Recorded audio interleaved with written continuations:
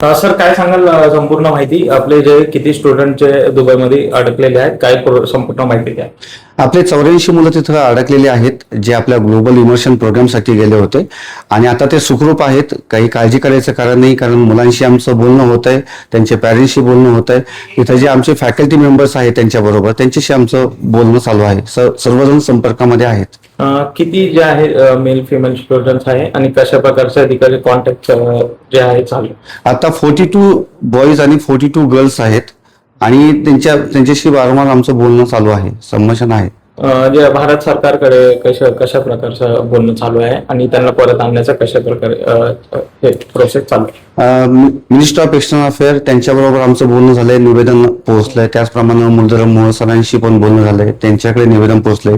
त्याशिवाय इंडियन एम्बसीमध्येही दुबईच्या ऑफिसमध्ये बोलणं झालंय आणि सर्व पूर्ण प्रयत्न चालू आहेत. आमचे जे अध्यक्ष आहेत डॉक्टर तरिता शंकर मॅडम आणि vice chancellor Anagha Joshi ma'am यांच्या थ्रू सर्व बोलणं चालू आहेत.